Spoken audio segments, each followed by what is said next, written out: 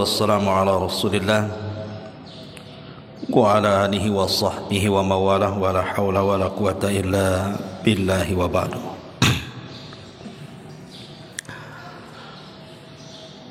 Kita lanjutkan sambungan dari ayat kemarin yang kita bahas, surah Al-An'am ayat 27. A'udzubillahi minasyaitonir rajim. Bismillahirrahmanirrahim. Walau tara idh wuqifu 'alan nari faqalu ya waylatana nuraddu wa la nukadziba bi ayati rabbina wa nakuna minal mu'minin bal bada lakum ma kanu yukhfuna min qablu walau ruddu la'adu lima nuhu anhu wa innakum lakadzibun.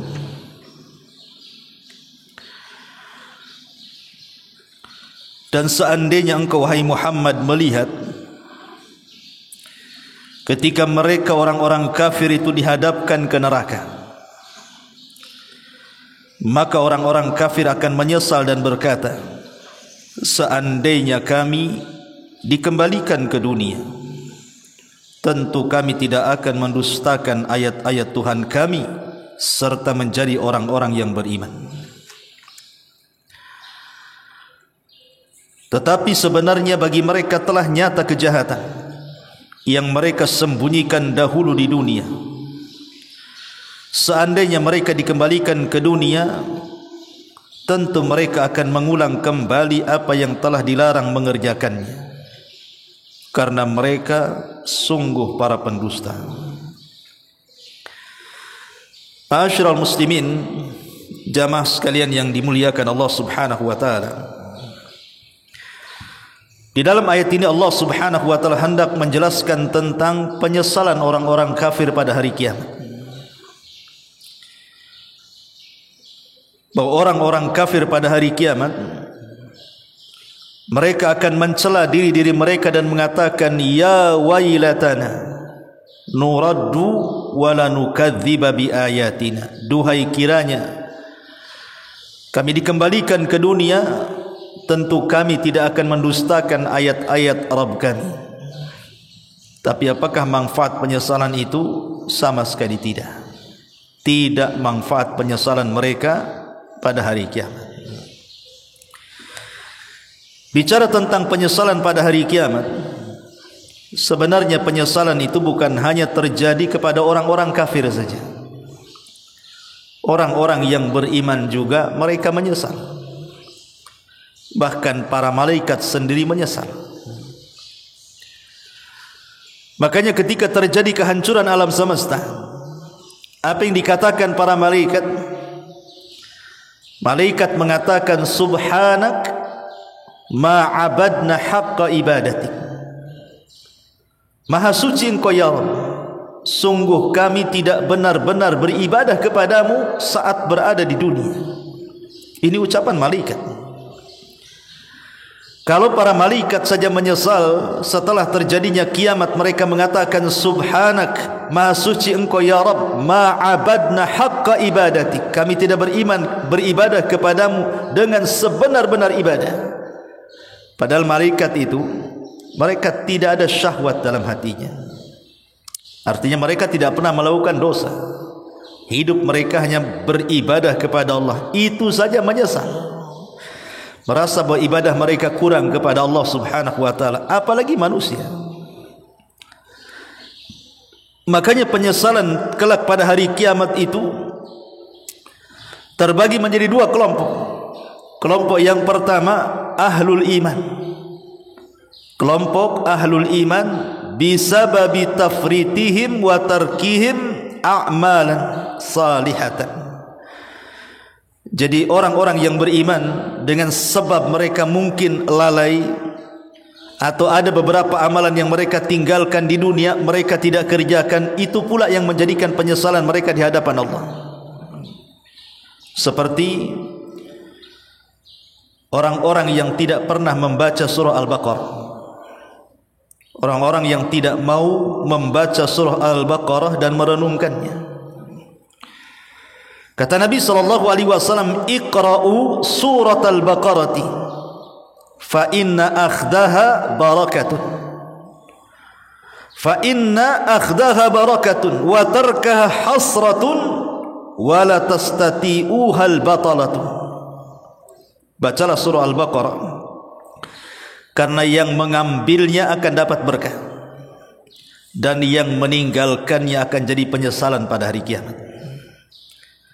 Dan tidak ada satu pun tukang sihir yang mampu menyentuhnya.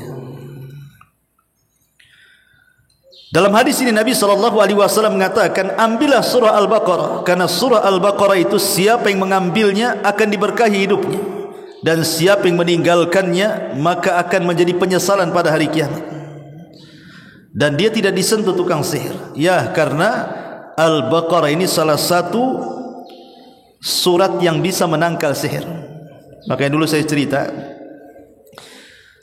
ada seorang yang hasad dengan seorang wanita salihah. Karena hasadnya dia ingin menyihir wanita itu. Datang dia ke tukang sihir. Kemudian dia siap membayar berapapun tukang sihir itu mau, asal tukang sihir ini bisa menyihir wanita itu. Selang beberapa hari tukang sihir itu angkat tangan dan mengatakan, aku tidak bisa menyihir wanita itu, saya kembalikan maharnya. Tetapi kalau engkau mau, saya punya guru, dia guru sihir saya, mudah-mudahan guru saya bisa menyihirnya, karena ilmunya di atas saya. Datang dia ke gurunya, tapi rupanya gurunya juga angkat tangan dan tidak bisa menyihirnya. Akhirnya sang guru sihir ini mengatakan, saya punya kawan jauh lebih hebat sihirnya dibandingkan aku, tapi mahal harganya.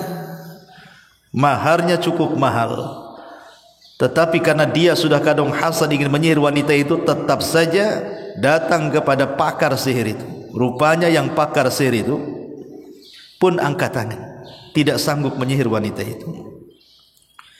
Bahkan dia mengatakan, demi Allah aku sudah mengerahkan kerjasama dengan jinnul maradah. Jin maradah itu jin yang paling jahat dari kalangan jin kafir. Aku sudah bekerja sama dengan maradatul jin, tapi maradatul jin tidak bisa mendekati wanita itu. Jadi laki-laki ini bertanya kepada tukang sihir, kenapa tidak bisa disentuh dengan sihir kalian wanita itu? Kemudian pakar sihir ini mengatakan, demi Allah, karena wanita itu setiap malam membaca surah Al-Baqarah, sehingga tidak bisa aku sentuh. Inilah makna wala tastati'uhal batala. Tidak mungkin tukang sihir menyentuh orang yang melanggengkan membaca surah Al-Baqarah. Syahidnya di sini apa? Fa inna akhdaha barakah wa tarkaha hasrata. Siapa yang mengambilnya akan jadi berkah hidupnya, dan siapa yang meninggalkannya akan menjadi penyesalan pada hari kiamat. Ini yang pertama. Yang kedua, penyesalan orang-orang yang beriman, hasratu ashabil majalis allati takhlu min dzikrillahi was salati ala Rasulillah sallallahu alaihi wasallam. Penyesalan orang-orang yang bermajlis, di mana dalam majlis itu tidak ada zikir kepada Allah. Di dalam majlis itu tidak ada salawat kepada Nabi sallallahu alaihi wasallam. Kata Nabi sallallahu alaihi wasallam, "Ma qa'ada qaumun maq'adan lam yadhkuru fiha Allah wa yusallu 'ala an-nabi illa kana 'alaihim hasratan yaumal qiyamah wa in dakhalul jannata lis-thawab." Tidaklah satu kaum berkumpul, tapi perkumpulan itu tidak ada zikir kepada Allah dan tidak ada salawat di dalamnya, kecuali majlis itu akan menjadi penyesalan dia pada hari kiamat, walaupun mereka masuk surga. Walaupun mereka masuk surga, tetap mereka menyesal. Kenapa dalam setiap perkumpulan mereka tidak ada zikir di situ? Perkumpulan itu kan macam-macam, perkumpulan keluarga, perkumpulan mungkin antum sesama pengusaha, sesama kawan, kumpul di mana, reuni di mana, ngobrol sama siapa, kan itu kan disebut majelis juga. Makanya pentingnya seseorang itu memperhatikan adab-adab majelis. Salah satunya adalah jangan sampai tidak ada zikir kepada Allah dan tidak ada salawat kepada Nabi SAW, karena ini jadi penyesalan pada hari kiamat bagi orang-orang yang beriman walaupun mereka masuk surga. Kemudian juga yang ketiga, man harasa 'alal imarati wal mansib, orang-orang yang mereka berambisi untuk memiliki sebuah jabatan kepemimpinan. Kata Nabi SAW, innakum satahrusuna 'alal imarati, satu hari kalian pasti akan mengejar kepemimpinan. Kita lihat di tahun-tahun politik negeri kita saja, orang-orang yang berambisi untuk menjadi pemimpin itu nampak kampanye sana sini, cari dukungan, relasi gitu ya, silaturahim ke sana kemari, nampak kan gitu ya. Kalau yang seperti itu bukan bentuk bahwa mereka itu sangat kepengen dengan kepemimpinan, apa namanya? Lah nanti kata Nabi SAW, kalian satahrusuna 'alal imarah, kalian akan berlomba-lomba mengejar kepemimpinan. Pilih saya, jangan pilih dia, itu bahasanya. Wa innaha satakunu nadamatan wa hasra. Ingat, kepemimpinan itu akan menjadi penyesalan dan kerugian dia pada hari kiamat. Fa ni'matil murdiatu wa bi'satil fatimatu. Sungguh amat sangat indah orang-orang yang menyusui dan sangat buruk orang-orang yang disusui, ataupun bayi yang disusui, dan sungguh amat sangat buruk orang yang menyusui. Ini kinayah daripada rakyatnya baik tetapi pemimpinnya zalim. Itu maksudnya. Kenapa terjadi kezaliman? Karena memang mereka menjadi pemimpin dari awal itu memang mengejar jabatan. Makanya di zaman Nabi ada sahabat Abi Dzar. Abi Dzar Al-Ghifari itu kan terkenal ibadahnya, ikhwan. Ibadahnya luar biasa. Siapa yang tidak kenal Abi Dzar Al-Ghifari?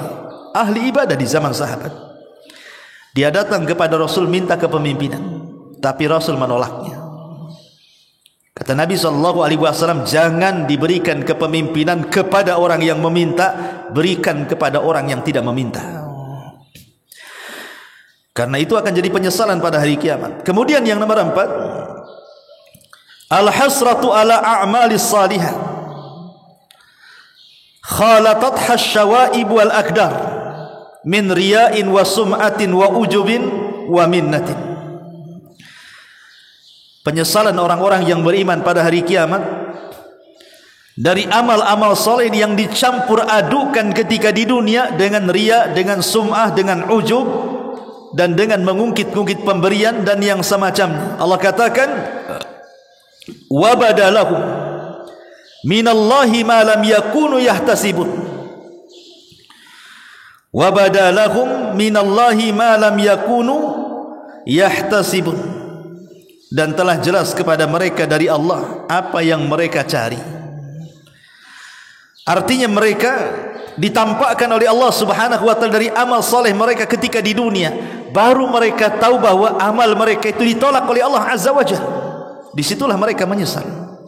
Makanya mereka mengatakan dalam sebuah ayat yang lain, Allah katakan kalau seandainya mereka dikembalikan ke dunia, tentu mereka akan beramal saleh. Apa yang telah luput bagi mereka? Ini gambaran orang-orang yang beriman. Jadi orang-orang yang beriman saja mereka menyesal karena lalainya mereka, banyak amalan soleh yang mereka tinggalkan, banyak amalan soleh yang mereka lalaikan.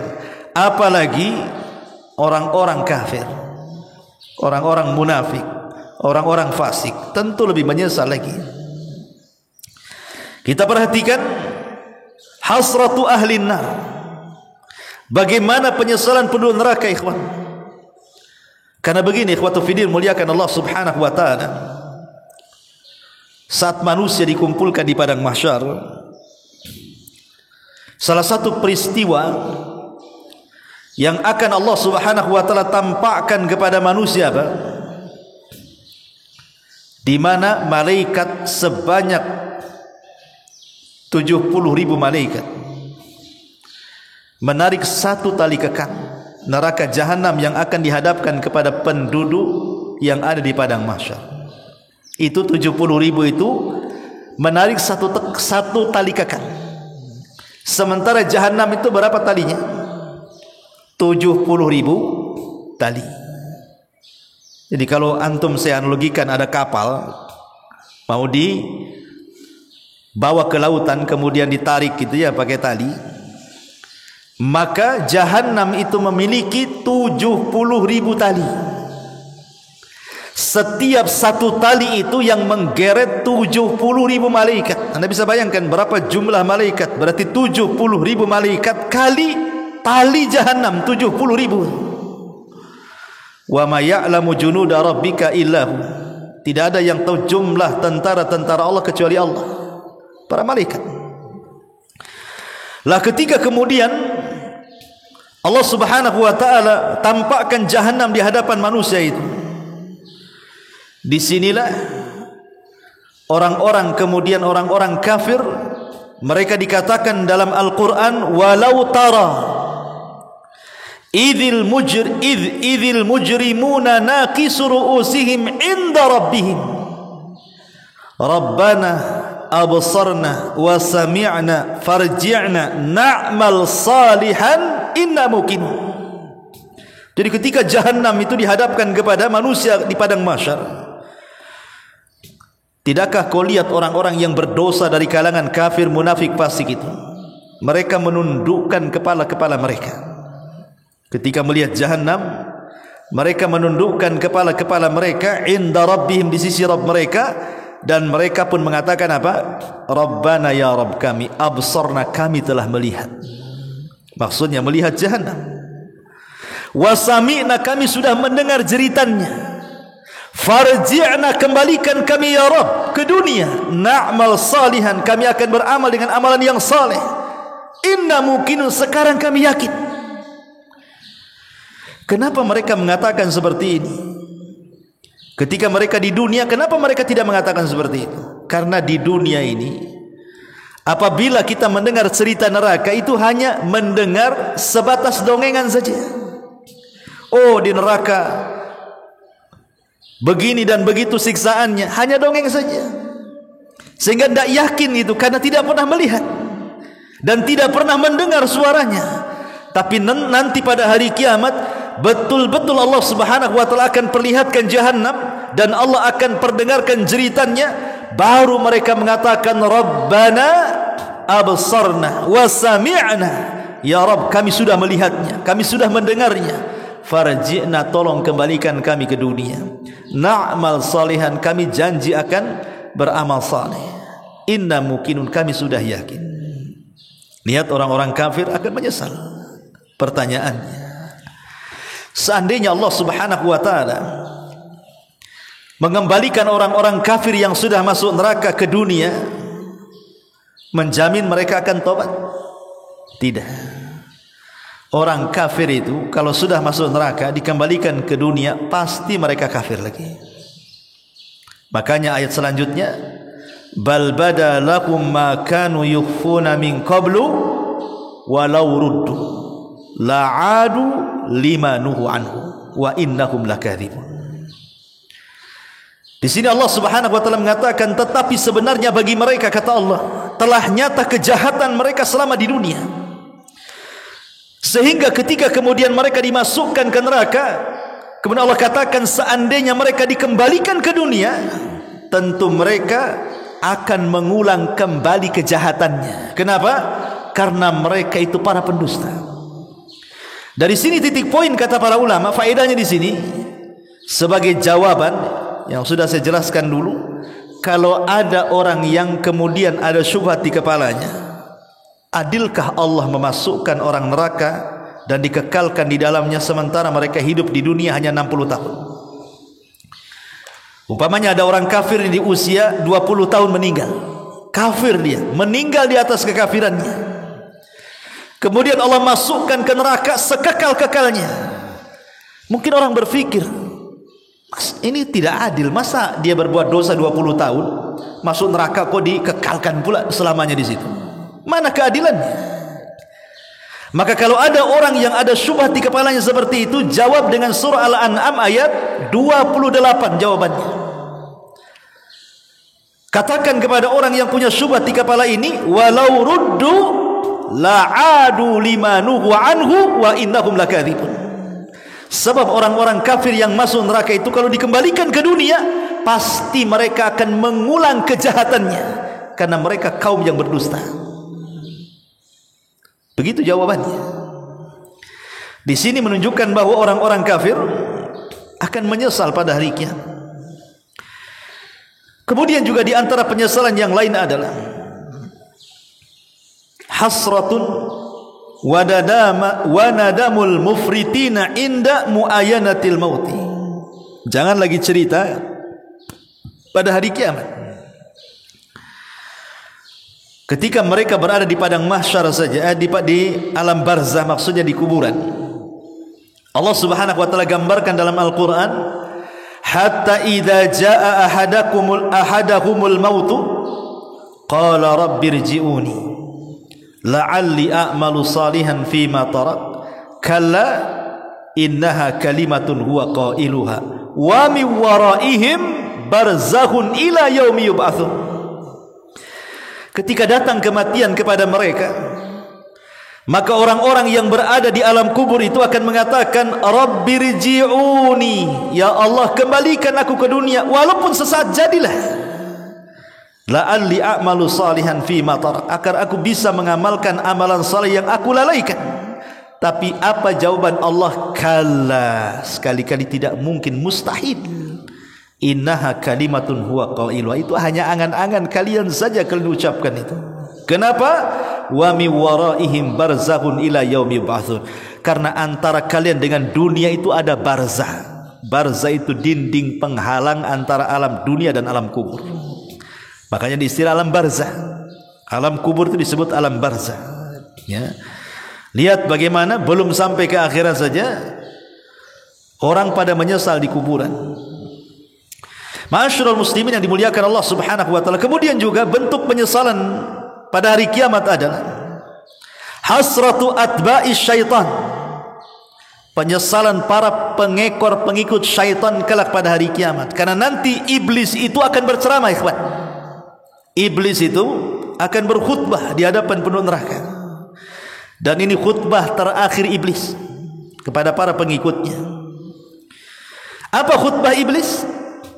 Wa qala syaitan lamma qudiyal amru innallaha wa'adakum wa'dal haq wa wa'adtukum fa akhlaftukum wa ma kana li 'alaikum min sultan illa an da'awtukum fastajabtum li fala talumuni walumu anfusakum ma ana bimusrikhikum wa ma antum bimusrikhiyya inni kafartu bima asyraktumuni min qablu inna zalimina lahum adzabun alim. Lihat khutbahnya iblis ini, ya. Ketika iblis berkata, tatkala qudiyal amr, semua urusan sudah diputuskan Allah, yang masuk surga sudah dimasukkan ke surga, yang masuk neraka dimasukkan ke neraka, maka iblis pun berdiri di tengah-tengah neraka berkhutbah kepada penduduk neraka. Apa kata iblis? Sesungguhnya Allah telah menjanjikan kepada kalian janji yang benar, dan aku pun telah menjanjikan kepada kalian, tapi aku selisihi janjiku. Wa ma kana li 'alaikum min sultan, tidak ada kuasa bagiku kepada kalian kecuali hanya aku seru kalian, tiba-tiba kalian mengikuti aku. Jangan salahkan aku, celalah diri kalian. Aku tidak mungkin menolong kalian sebagaimana kalian juga mampu menolong aku, kata iblis. Sungguh aku kufur dengan apa yang kalian sekutukan kepadaku sebelumnya. Sesungguhnya orang-orang zalim, bagi mereka azab yang pedih. Lihat bagaimana syaitan yang selama di dunia memberikan was-was kepada manusia untuk diikuti, kemudian memberikan angan-angan yang palsu kepada manusia. Kelak pada hari kiamat setan itu akan berkhutbah dan akan berlepas diri kepada siapa yang mengikutinya. Iblis sendiri yang mengatakan, bayangkan, jelas-jelas Quran menjelaskan khutbahnya iblis. Iblis akan berkhutbah seperti ini pada hari kiamat. Tetapi manusia tidak yakin dengan khutbahnya iblis ini. Tetap saja ikut iblis. Datang ke dukun, percaya tanggal, melakukan kesyirikan, macam-macam. Padahal khutbahnya sudah jelas nih. Kata iblis, Allah telah menjanjikan janji yang benar kepada kalian. Aku pun sama, tetapi aku menyelisihi janji itu. Aku tidak punya kuasa kepada kalian, kata iblis, kecuali aku hanya menyeru kalian, kalian tiba-tiba ikut sama aku. Jangan salahkan aku, salahkan diri kalian, kata iblis. Aku tidak bisa menolong kalian sebagaimana kalian tidak mungkin menolong aku. Ingat, aku sudah kufur dengan apa yang kalian sekutukan kepadaku sebelumnya. Ingat, orang-orang zalim bagi mereka adab yang sangat pedih. Maka penduduk neraka ketika itu merasa dibohongi oleh iblis. Ketika itulah mereka menyesal. Tapi apa gunanya penyesalan? Ma'asyiral muslimin yang dimuliakan Allah Azza wa Jalla, termasuk juga hasratul kufar. Bagaimana orang-orang kafir kelak pada hari kiamat? Mereka akan menyesal karena mereka akan diadab dan dihisab. Jadi ketika manusia dibangkitkan di padang mahsyar, yang pertama kali dihisab siapa? Yang pertama kali dihisab adalah binatang. Binatang itu akan dihisab. Dan ini bentuk keadilan Allah. Di mana Allah mengatakan wal wuhushu husyirat. Dan kelak binatang-binatang yang sangat buas itu akan dikumpulkan. Maknanya kalau yang buas saja akan dikumpulkan, maka binatang selain yang buas pun akan dikumpulkan. Intinya semua binatang akan dibangkitkan kembali, mulai dari semut yang kecil sampai gajah, mungkin kalau ada dinosaurus ya sampai dinosaurus lah, dibangkitkan semuanya. Untuk apa? Untuk dihisab. Makanya Nabi SAW kelak pada hari kiamat mengatakan, kata Nabi, sampai-sampai kambing yang bertanduk, ya, kambing yang bertanduk, syatul qarna, kambing yang bertanduk itu disebut syatul qarna, akan diambil tanduknya kepada syatil jalha. Syatil jalha itu kambing yang tidak bertanduk. Jadi tanduknya kambing ketika di dunia yang punya tanduk itu akan dicabut tanduknya, kemudian diletakkan kepada kambing yang tidak bertanduk. Kemudian Allah katakan, kambing yang tidak bertanduk, sekarang kuberikan kau tanduk yang sudah menanduk sebanyak dia menanduk kepadamu. Di sini terjadi keadilan. Sampai kepada kambing saja ada hisabnya. Apalagi buaya, apalagi harimau, apalagi binatang-binatang buas yang ketika di dunia mereka memangsa buruannya. Maka akan terjadi hisab pada hari kiamat. Tetapi hanya sebatas kisos. Hanya sebatas hisab kisos saja.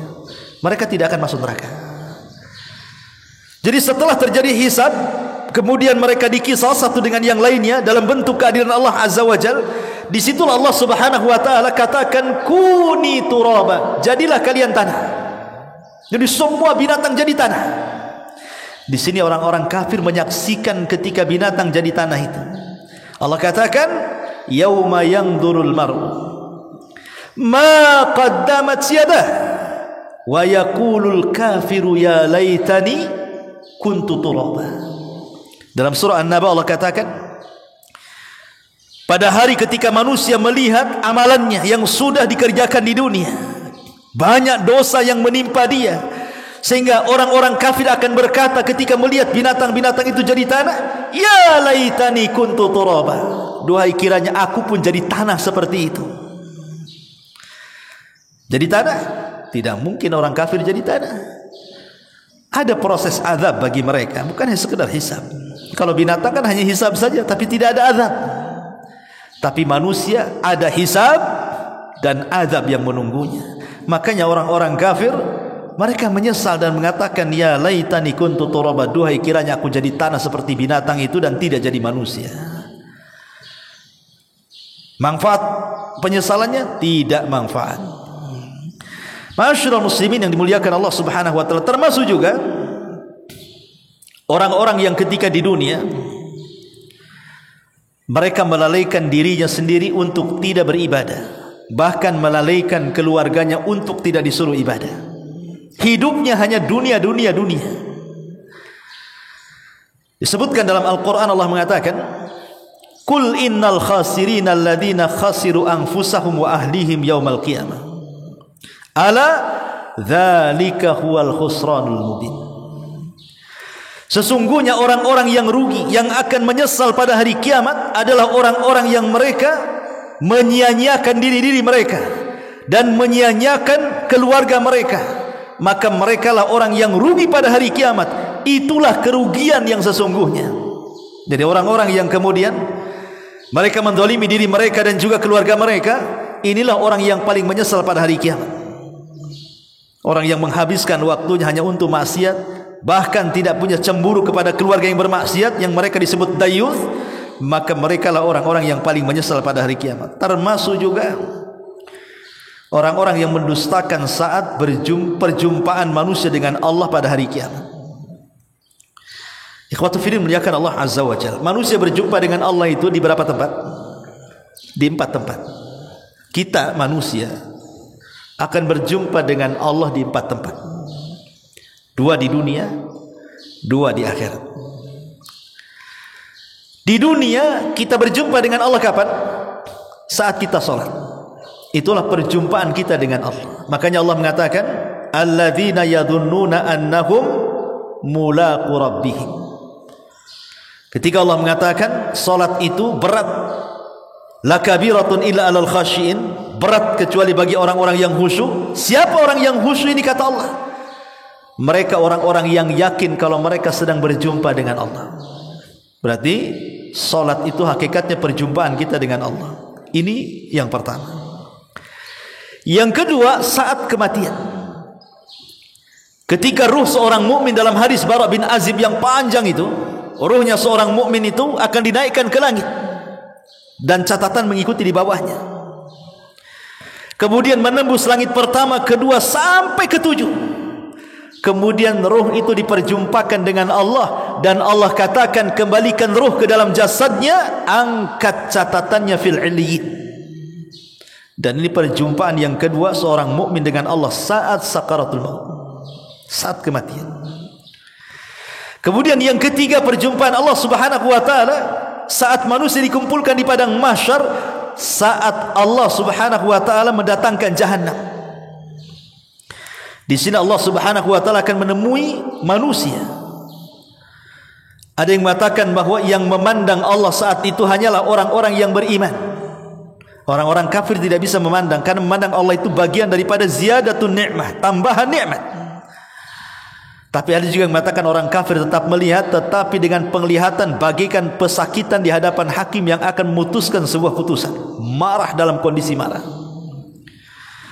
Tetapi ketika itu, ketika Allah Subhanahu wa taala menghadirkan dirinya, baru menyingkapkan betisnya.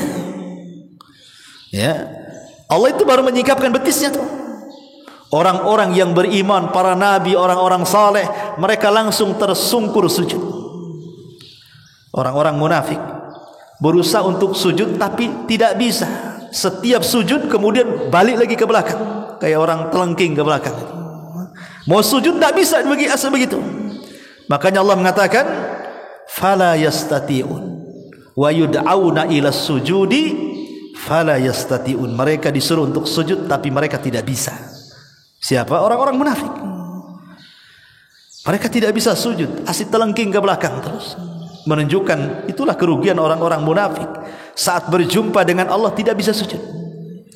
Dan tentu puncak kenikmatan di sorga adalah ru'yatullah, memandang Allah Azza wa Jalla. Itulah 4 tempat kita akan berjumpa dengan Allah. Lah orang-orang yang mendustakan perjumpaan dia dengan Allah Subhanahu wa taala, Allah katakan apa? Qad khasiral ladzina kadzdzabu bi liqa'illah hatta idza ja'athumus sa'atu baghtatan qalu ya hasratana ala ma farratna fiha wa hum yahmiluna awzarahum ala dhuhurihim ala sa'a ma yazirun. Sungguh rugi, sungguh akan terjadi penyesalan hebat kepada orang-orang yang mendustakan perjumpaan mereka dengan Allah. sampai ketika datang hari kiamat secara sekonyong-konyong dan tiba-tiba kepada mereka, qalu, mereka mengatakan, ya hasratana ala ma farratna, duhai ruginya kami sudah melalaikan apa yang ada pada kami selama di dunia. Dan mereka akan membawa dosa-dosa mereka di atas punggung-punggung mereka. Sungguh buruk apa yang mereka bawa. Jadi orang-orang yang mendustakan berjumpa dengan Allah, mereka akan menyesal dan mengatakan, ya hasratana ala ma farratna. Kemudian juga hasratul zalimina bi mukhtalifi asnafihim. Orang-orang yang salah bergaul di dunia, mereka akan menyesal. Orang-orang yang salah bergaul di dunia, mereka akan menyesal. Berapa banyak orang-orang yang salah bergaul akhirnya menggadaikan agama. Seorang wanita cari suami, yang penting kaya, yang penting oke, walaupun kafir tidak ada masalah. Kemudian nikah, kafirlah dia, ikut agama suami. Betapa banyak yang seperti itu. Ya, dan ini dialami. Dan di Batam ini paling banyak orang yang murtad gara-gara pernikahan kan. Banyak sekali. Dulu saya ceritakan, saya punya tetangga di Batam Center itu. Subhanallah, wanita muslimah nikah dengan seorang laki-laki Nasrani. Kemudian setelah banyak anaknya, laki-laki ini maksa wanita itu untuk masuk agamanya, kalau tidak dicerai. Dan dibawa anak-anaknya.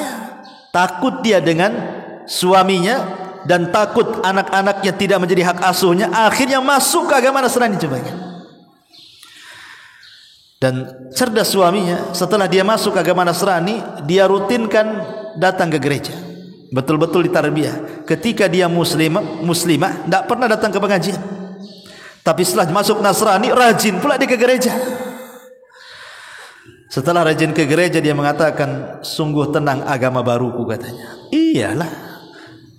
Ketika dia muslimah, kemana? Tidak pernah hadir di majelis taklim. Ketika masuk Nasrani, rajin pula ke gereja. Ya tenanglah. Tapi orang yang punya ilmu, punya pengetahuan tentang Islam, nggak akan tenang masuk ke agama yang lain itu. Nggak akan tenang.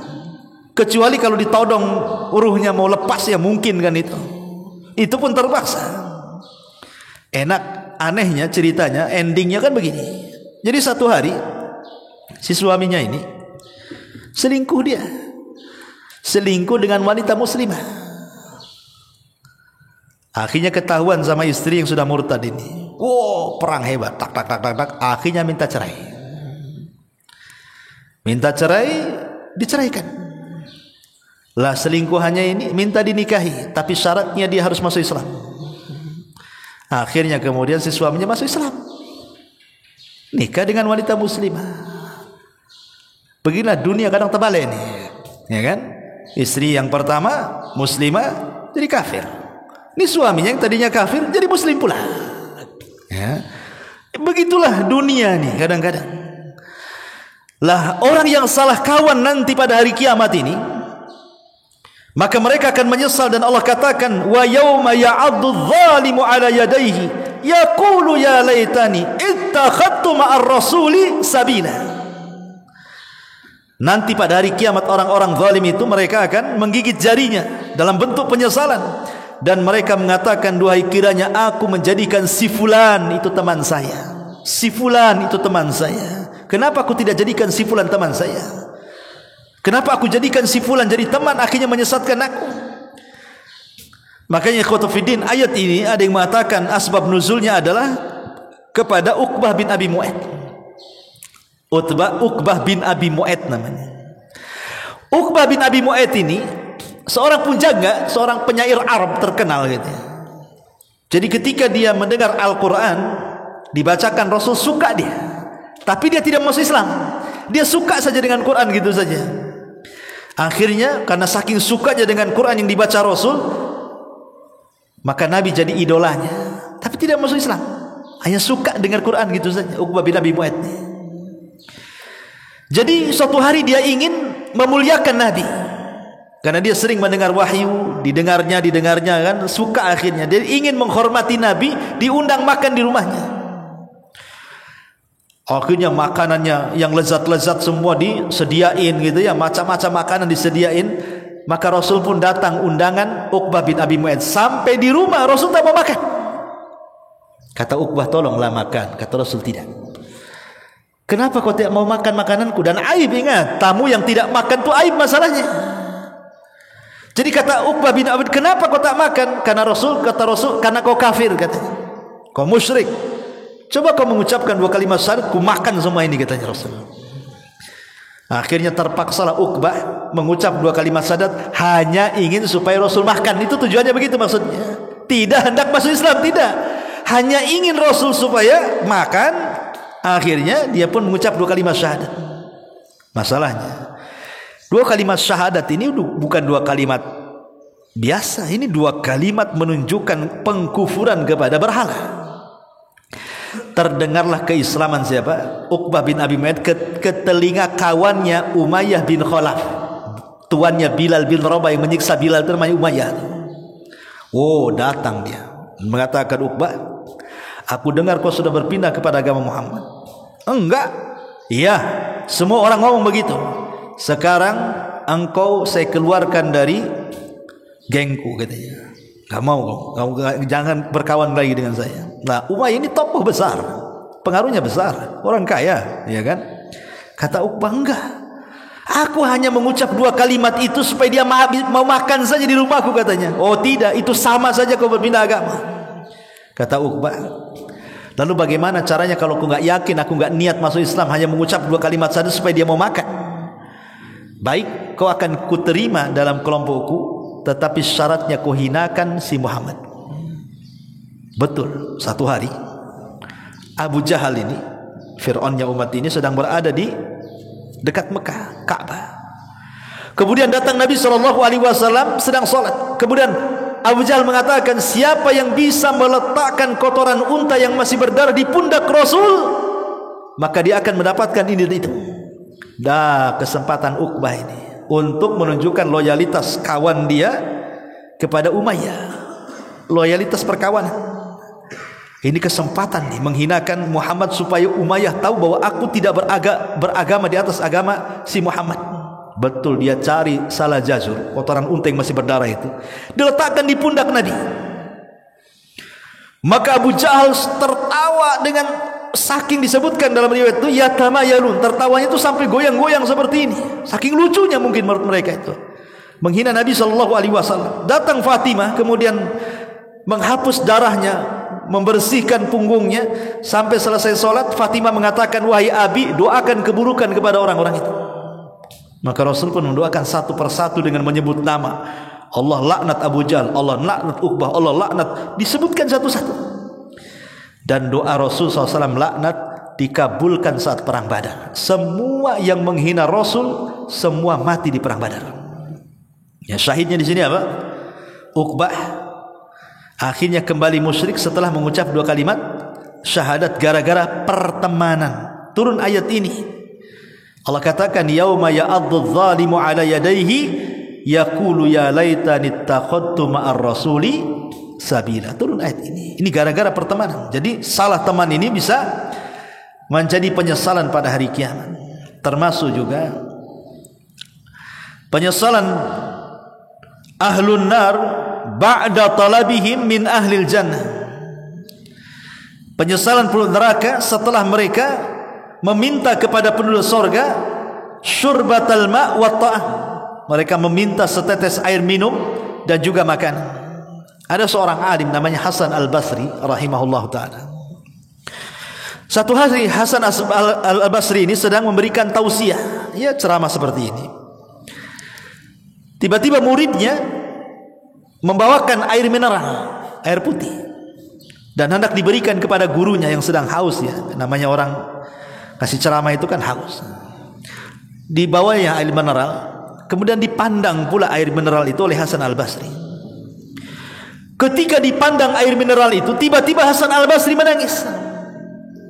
Menangis dengan setangis-tangisannya. Lah murid yang membawanya itu merasa bersalah. Ada apa? Saya kan hanya naruh minuman. Kenapa imam nangis gitu ya? Maka kemudian sang pemberi minum mengatakan kepada Imam Hasan Al-Basri, wa ma yubkika ya imam? Apa yang membuat anda menangis dengan air mineral itu wahai imam? Maka Hasan Al-Basri mengatakan, tadzakartu umniyatu ahlin nar. Aku teringat dengan angan-angannya penduduk neraka. Kemudian ditanya lagi, wa ma umniyati ahlin nar. Lalu apa angan-angan penduduk neraka? Maka Hasan Al-Basri kemudian membacakan ayat ini, wa nada ashabun nar ashabal jannah an afidu alaina minal ma au mimma razaqakumullah. Ketika penduduk neraka melihat penduduk surga, kemudian mereka mengatakan kepada penduduk surga itu, ya ahlal jannah, wahai penduduk surga, kirimkan kepada kami walaupun setetes air yang kalian minum atau makanan yang Allah rizkikan kepada kalian. Tapi apa jawaban penduduk surga? Qalu innallaha harramahum 'alal kafirin.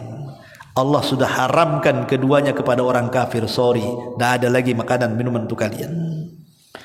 Lihat, ulama itu nengok sesuatu saja bisa jadi ibrah. Nengok air putih lah bisa jadi ibrah. Gitu ya. Kita nengok apa aja nggak ada yang jadi ibrah. Masyarul muslimin yang dimuliakan Allah Azza wa Jalla. Kemudian juga di antara penyesalan-penyesalan yang lain adalah penyesalan muhdatsatun wa mubtadi'atun.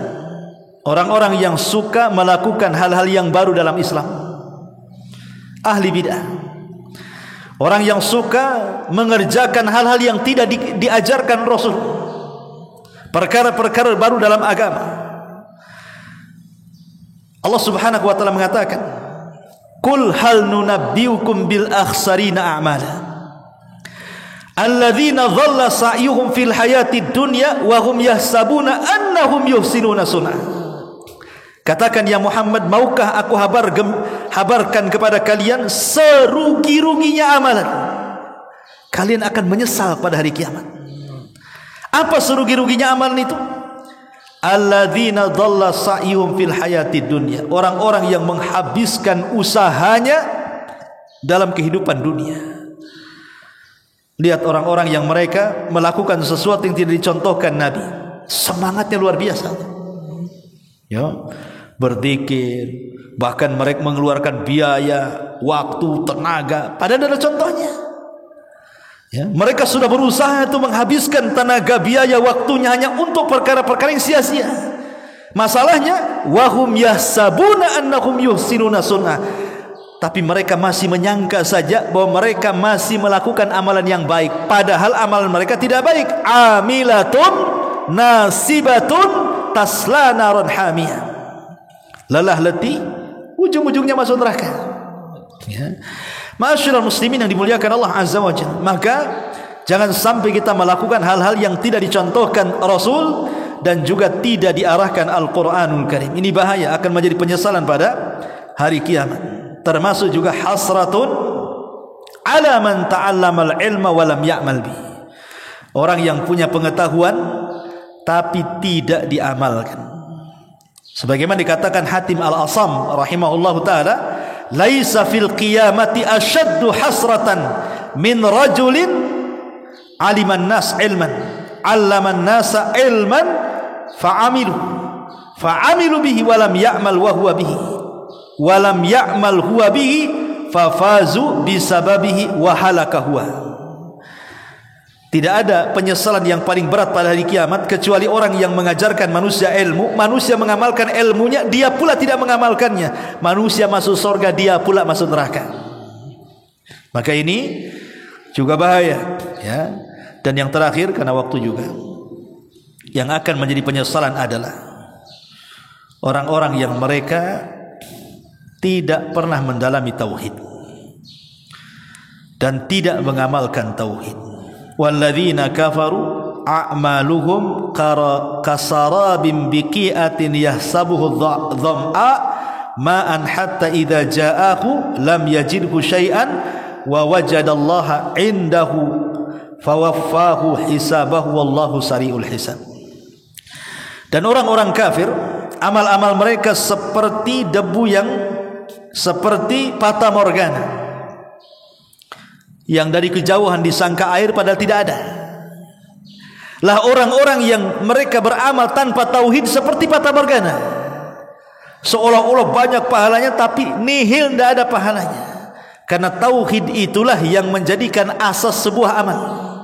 Kalau tauhidnya baik, maka amalannya baik. Kalau tauhidnya tidak baik, maka jangan harap amalan itu menjadi baik di hadapan Allah Subhanahu wa ta'ala. Wallahu a'lam. Subhanaka wa bihamdika asyhadu an la ilaha illa anta astaghfiruka wa atubu ilaik. Allah ta'ala. Assalamualaikum warahmatullahi wabarakatuh. Sudah suruh ke ini. Keluar deh suruh ini.